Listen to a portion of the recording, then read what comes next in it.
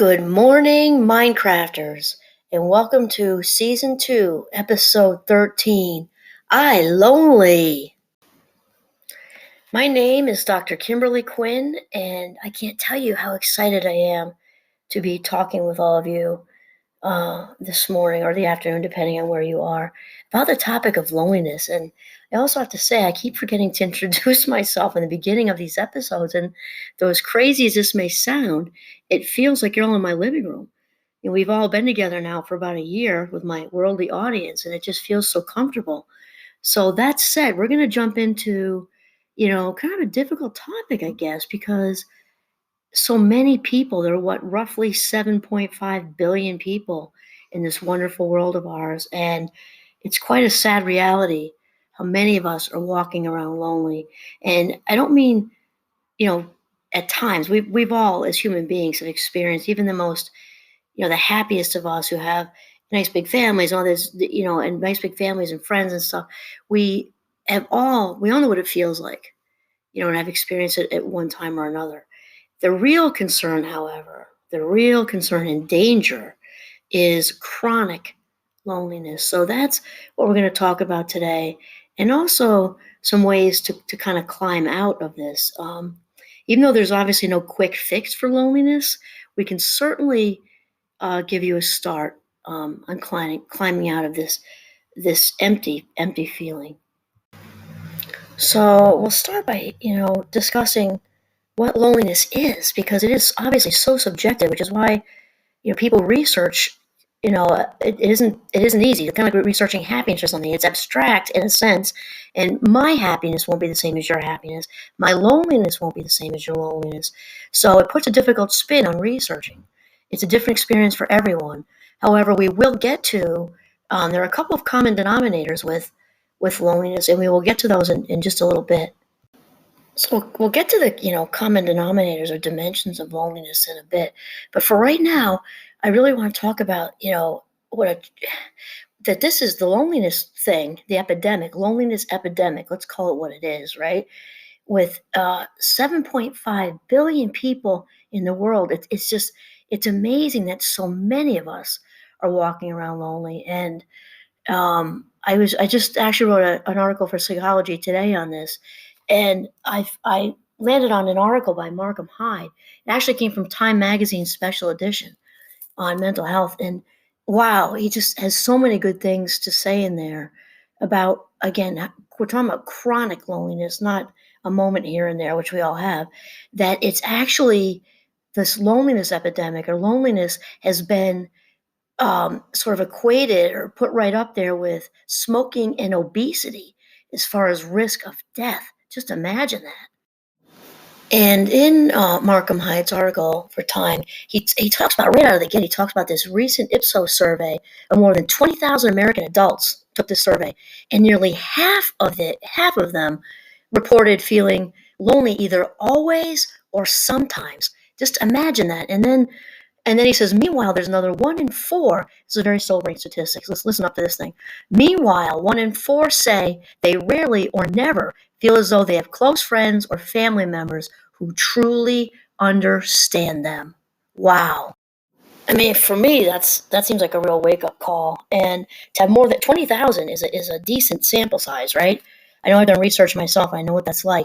That's a big sample size, and very legit. And over half was so cut that in half, right? It's almost 10,000. That's a slice of Americans, and that reporting being lonely so often, always or sometimes is a lot, and almost 50% is a lot. So if that 20,000 is a good slice across the boards, that is a lot of people walking around not feeling like they've got people they can trust and count on, and people to be with, and a sense of belonging.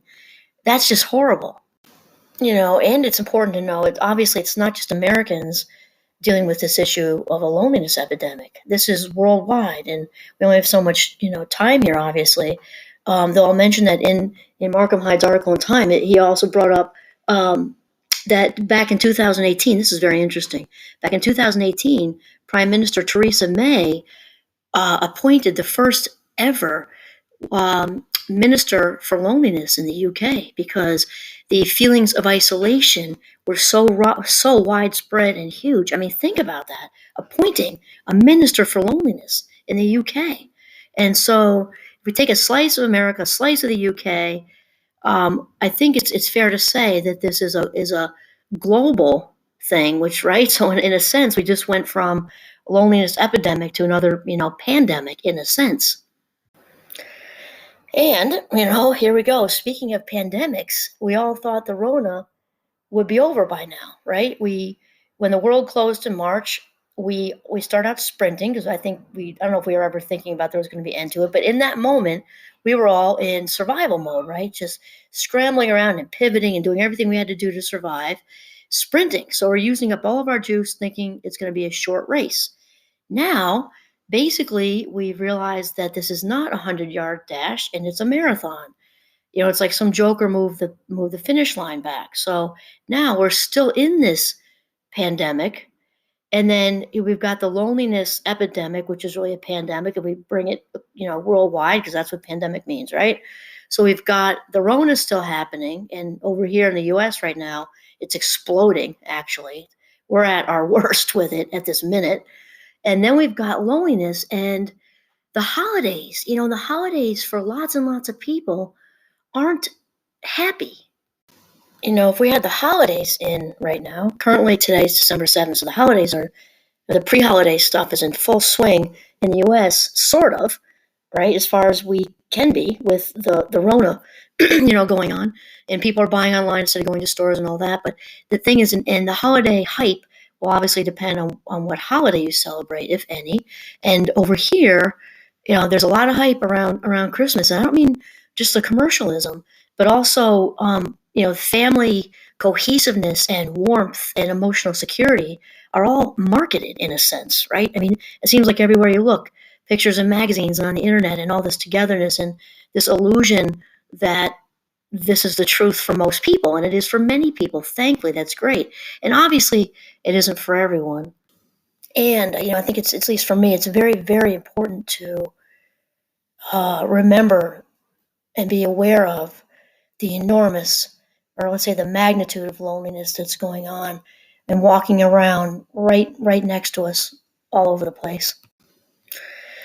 In fact, our oldest daughter is currently working with homeless people locally, and she comes home with stories every single night. Some absolutely heartbreaking, just heartbreaking, and some wonderfully, I guess rewarding would be the word to say for her, because she and her coworkers are making such a huge difference out there. And there's just there's a lot of brokenness out there that I think many of us, for many of us, that population of people is invisible, sadly. And her stories are just sobering and real. And there's also a lot of people doing a lot of good things out there.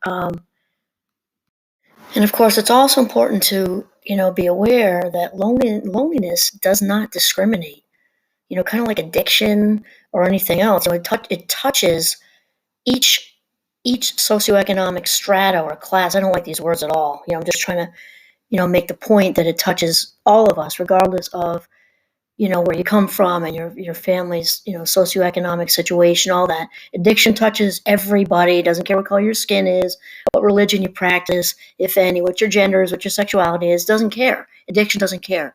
And neither does loneliness. Does not care. Somebody could be in the, top 10 wealthiest people in the world and be one of the loneliest people in the world. And here's the reason, or one of the reasons, why loneliness touches so many of us, regardless of demographics and, financial standing. And it's because loneliness has really, as I see it, two big common denominators. And I will share with you that there's a fantastic podcast out there with Brene Brown, who I love. She's fantastic. If you haven't heard her, you should start right now. And she's interviewing Dr. Vivek Murthy, who was a former Surgeon General in the United States. And they're talking about loneliness and its different dimensions, and it's absolutely fabulous. And Dr. Vivek also wrote the book called Together, which is another good one. And what's very cool about the podcast, I listened to it a couple times, is they get like to talk about the source of loneliness. So there's why it can touch somebody literally on the streets without a family, and touch somebody who's a high roller, in Wall Street and trading or whomever, is because the source of it has to do with connection, and it has to do with a dissonance between the connection we need and the connection we actually have. And Brene and Dr. Vivett talk about the three, sort of dimensions to loneliness. And I tell you, when I listened to this, it was really, wow, just like, my light bulb aha, moment happened. Because they talk about the first one and how we need all three. That's important. We need all three of these to, sort of experience that fully connected feeling that kind of feeds our spirit. So the first one is intimate, and this can be a partner, though it doesn't have to be. And I was thrilled to know that what he meant by that was somebody who we can trust no matter what. We can trust no matter what, and that we can confide in, because obviously not everyone has a partner, and not everyone wants a partner. So this intimacy is a partner, or can also be just that, very closest best of friends, or a sibling, or a parent, or somebody who we just know that we can count on no matter what. And this also feeds into that very well-known, very famous Harvard study. There was a longitudinal study that went on started in the very early part of the 20th century and is still going on. Actually, the researchers just keep passing the torch. And the Harvard study, found out a lot of things, but the key main theme is that what the number one for longevity of life, right? Longevity of life and the highest quality of life is our relationships, without question, hands down. And obviously this means positive relationships, and it doesn't mean that there aren't, all kinds of speed bumps along the way. Of course, it just means not toxic relationships. It can be a long-term marriage. It can be, children and parents and cousins and friends and all this and all this. The main theme with the Harvard study was just what Dr. Vivett said, was that no matter what, having that one person, if you're fortunate enough to have more, that's fabulous. That one person would drop anything for you, that you can count on. So even if you're not speaking over some petty thing, and you call them in the middle of the night, they just immediately get over whatever that was, and stop and hone in on what's going on with you. That is the number one for optimal human functioning and longevity, right there. Having somebody we can trust and count on and confide in. The next one, Dr. Vitt talks about being relational, and these are our friendships, people we hang out with, have lunch with. It can be a lot of small talk, but camaraderie. They can maybe provide some levity for us, people we just have fun with. And this relational component is also just so important. It might be a sports team, it might even be work, whatever. But that these friendships and these just kind of hang out, have lunch kind of relationships are also so important for that feeling of connection that we all very desperately need. And then lastly, the third component or type of connection is he refers to as collective. And this means our need for community. And so this is obviously very primal, right? This goes right back to our need, if we go way, way, way back, our need for, immediate survival. And that isn't different now, really. Emotionally speaking, we need each other. And so this sense of belonging is huge, and belonging to something bigger than us, whether that's a family, you live in a small town, you live in a city, but you have your own community within the city. We all need that. And Dr. Vivett's point was that we need all three of these components to feel, kind of fully there as far as connection. And that the three of these together really fuel and feed our spirit. And he goes on to say this, which made a lot of sense to me. Why sometimes people are perplexed. Maybe they're in a really great marriage. They're crazy in love. They have this great marriage, and they can still have moments of feeling lonely, and then not get it. Like, I'm in a great marriage. Why would I have moments of feeling lonely? And it might be because one or both of the other two components are missing. It might be that there aren't a lot of friendships, or work relationships, and just the hangout time that we all need, going on walks, or just getting a latte somewhere. that may be missing. So the marriage at home is great, but you also need, just that person to do small talk with and go to lunch. And then, or it might be a situation of even having the friendships and the marriage, but maybe this person's moved around a lot and doesn't have any sense of belonging to a group bigger than ourselves. Maybe just, has that longing for sense of belonging to a community. So again, ideally, we have all three of these. And obviously, life is life, and life is light, and things go in waves. So we might kind of be all there some of the time, and then maybe some of the relational piece drops off or whatever. But ideally speaking, we need the intimacy, the relational piece, as well as the collective component or the sense of belonging to a community. And it is this sense of connection that sort of fights off these feelings of not being enough, maybe not being lovable. And this is the source of loneliness, right? Um, is these feelings of there's a reason why I don't have people in my life, right? It must be me. I'm not feeling enough. I'm not feeling lovable. I'm not feeling valuable. And this brings us to our next part of the discussion. And so the next big part of the discussion, which is the other part of the loneliness feeling and the source of it, is when we are seemingly unable to see and embrace our own value or our own self-worth, and this is huge.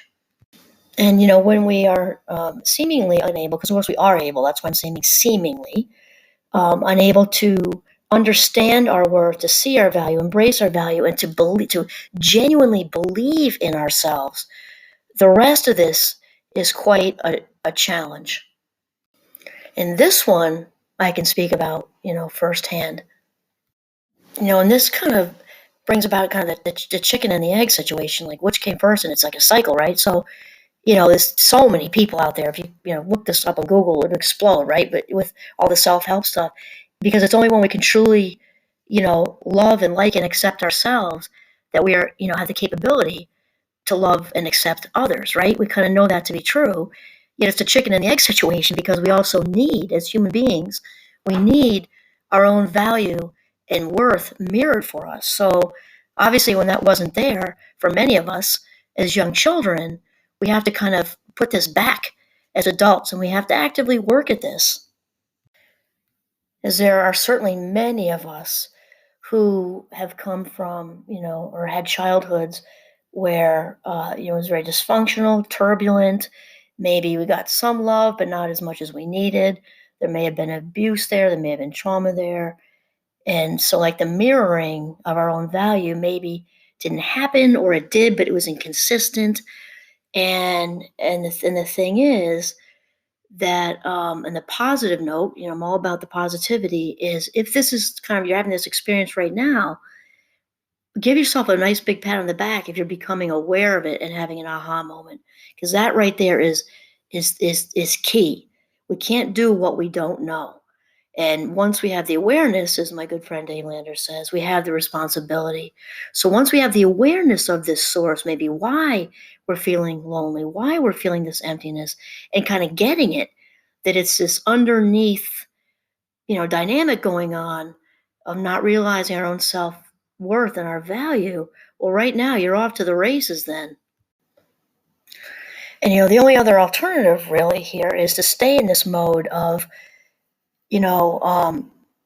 having low self-worth. And when we do that, we are seeking approval outside of ourselves, externally, all over the place, in relationships and, work, and just all over the place. And that, it's exhausting. And the thing is, we need to bring that stuff back in the living room and realize that it only matters that we value ourselves. The rest will just take care of itself.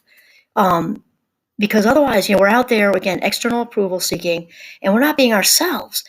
To really truthfully just be yourself takes zero effort. So if it's taking effort to be yourself, you're not being yourself. Okay, so we have the first sort of step toward climbing out of loneliness, and please hear me with my disclaimer. This is a big one. Loneliness is huge. We just talked about being an epidemic, which worldwide makes it a pandemic, right? So realizing this is huge, and don't I wish somebody could wave a wand and have us all feeling enough, because which really would eradicate shame. And if that happened, there would be very few, if any, problems across the world, because shame is a source of all the bad stuff, really, for the most part, right?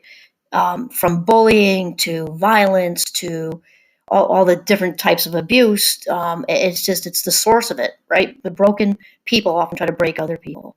So we know that. If I could wave a wand to eradicate the shame, trust me, that's the first thing I would do. And in a New York second. But since that isn't going to happen, as they say, the only way out is through. We have to do the work. And so after awareness, right? Awareness is number one. We can't do what we don't know.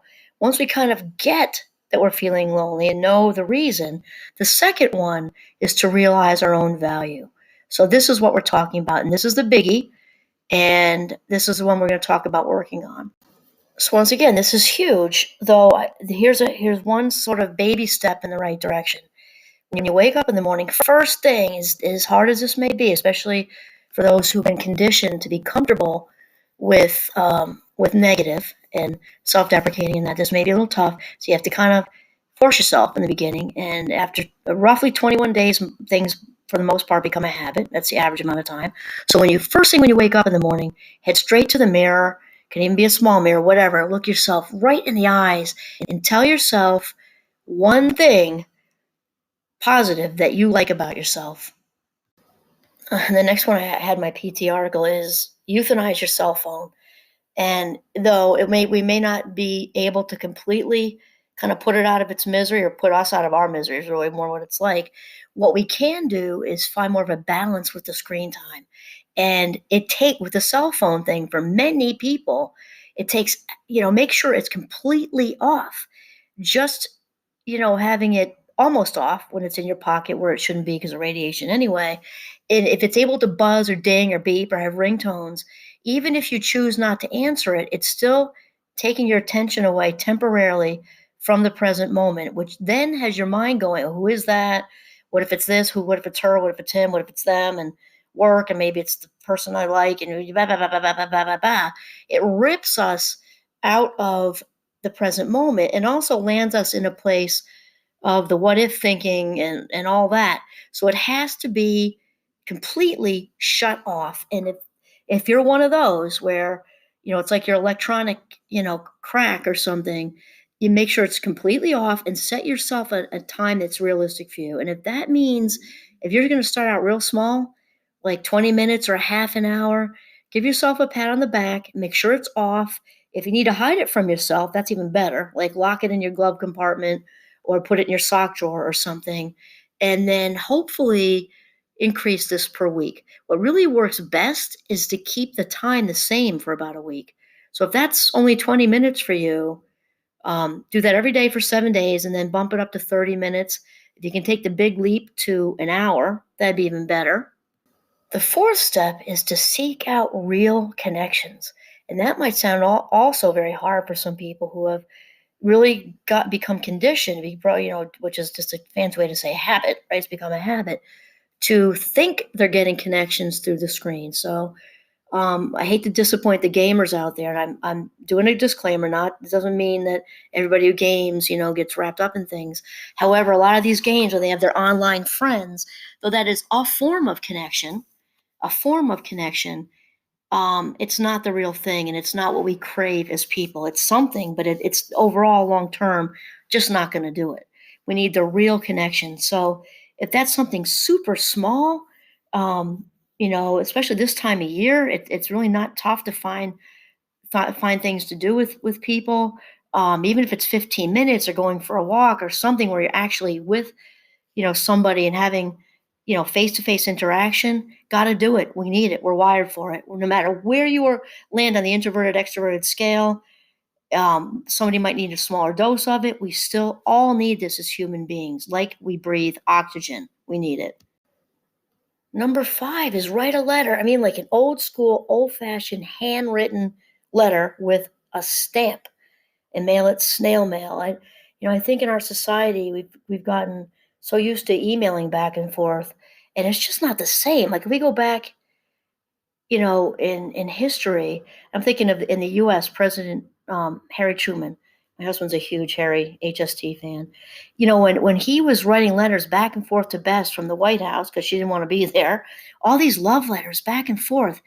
This what you can see someone's personality when they write something handwritten. It just feels like they're almost next to you on the couch or something. So Harry wrote these, love letters back and forth, and Bess returning them. Would these have been the same if, in history books of it, Harry Truman's emails to Bess? No, a handwritten letter, a good old fashioned Christmas card or Hanukkah card or whatever holiday card, or just a nice note. If you don't have anyone you feel comfortable doing that with, and I'm telling you, if you do have somebody you think would like it, just do it, because it's such a wonderful personal outreach. If you don't have that person, especially this time of year, reach out and send a letter to our troops. There's all kinds of programs for that, or different countries. There are all kinds of programs for writing to people, like kind of like the old-fashioned pen pal. And what a lift it will give someone, which means in turn, it will give you a lift. And next we have pay it forward. And I will tell you that this is actually my license plate. So any of you in the States who are tooling around Vermont, you might see me rolling through in my sexy red Jeep with my pay it forward license plates. And I can't tell you how many people have commented on these plates, which is very cool. I mean, who notices license plates all the time? I guess you do sometimes if you're behind somebody, but lots of people say something. And here's the thing: the pay it forward idea is just such a cool one. These when we practice conscious acts of kindness, it makes a difference for someone else. And for those of us struggling with our own value and our own self-worth and feeling invisible and not enough and all these, feelings that stem from not feeling valuable and from feeling lonely, this is like the number one thing to do. And with this time of year, no matter where you live in this globe, there are all kinds of opportunities for do-gooding and practicing conscious acts of kindness. Random acts of kindness are good too. Conscious acts of kindness means you're doing it on purpose and with intention. For me, I mean, kindness is good no matter how you talk about it, but to have the intention of actually seeking out to do something kind for somebody, to me, is at another level. It's just better. And those, struggling with feelings of isolation and feeling depressed, Gandhi talked about this. Like when we get I'm paraphrasing here, and nothing's in front of me. I'm just talking about my sort of general knowledge of him, is that, we're feeling blue, feeling, we're all caught up in our head, our own, whatever's going wrong in our lives, and we can, sort of jump out of our own head enough to help someone else. It can be as small as carrying groceries, heavy groceries for somebody who's elderly or pregnant or just struggling for whatever reason. It's icy, who knows? It doesn't have to be huge, right? When we do this, there's also, in addition to doing something nice for somebody, there's also a dopamine fix. And maybe it's, the universe's way of, making sure we continue to do good things for each other, because by helping someone else, we feel good. And, the other thing I have to interject into here is I'm not a big fan of waiting, which is partially, my ADHD wiring. It's partially just my spirit. It's because waiting to forgive somebody, waiting to write a letter, waiting to pay it forward and do something kind, because we're sort of locked into this comfort zone. We've been working virtually, don't want to leave the house. It's very hard to get out of the house. And I'm not saying that with judgment. I'm just saying it with, this is the reality is, if you're kind of waiting for the clouds to part to write that letter, go down to the post office and get a stamp, to pay it forward and do something, even the smallest thing, to wait to forgive somebody, like there's going to be this, wand waving situation from the clouds, isn't going to happen. It isn't going to happen. And so we just have to decide, make a conscious choice, and kind of like, if you want to, go running and you're just starting that up, it can be hard to get off the couch and out the door. And it takes that push. It takes pushing ourselves out of our comfort zone to get into a place where this could become a habit. And it takes effort. It takes grit, for lack of a better word. And finally, number 7, which is the last one, is practice gratitude every day. In different episodes, we've talked about the gratitude journal, which is the best thing, because writing things down, especially, I have people doing groups of 3, I am grateful for, and those words are important. to repeat these over and over. This is how we have actual brain changes, neurologically speaking. So we talked about the gratitude journal, okay? And for today, though, we can even say, again, the writing's better, but if you at least, when you make that trip to the mirror in the morning, right after you wake up, you look yourself in the eyes and you just say, you know what I like about you is, and some really positive affirmation privately with yourself about something you value in yourself. Immediately following that, even start out small. One thing, after you have your positive affirmation with yourself, say, and I am grateful for, my health, my eyesight, the quiet morning, here with the Rona going on, that I can breathe, right? The snowy day or the hot day or the whatever, and just say it. And if this can become a morning ritual for you, you'll be off and running, because between the positive affirmation and the one I am grateful for would literally, without exaggeration, take you less than 30 seconds. Less than 30 seconds. So this is a good one to start right now, today. Do it every day and forever. So just a quick recap here. The very source, the guts of loneliness, and therefore the loneliness epidemic or pandemic, is connection. Or actually, what we're really talking about is disconnection, right? With ourselves and other people, which needs to start with ourselves. And so, again, this is big, it's huge. And the good thing is there's hope, and this is the season for hope. And not that hope needs a season, though I guess it's more apparent during the holidays. There's all kinds of good going on out there amongst the sadness and loneliness. So we can make a conscious choice to choose to kind of land with the goodness and the hope and the prosperity and all of the paying it forward and all this good things people are doing out there. So those 7 steps, I hope that those have really resonated with you, because even though there is no quick fix for loneliness, we know that these are 7 solid steps to begin to move forward and toward climbing out of this place of loneliness. And on that note, since there's so many countries listening now, it's just fantastic. Last I checked, there were at least 49. So what I'm going to do is go back to just thanking all of you at once, because it's just so amazing.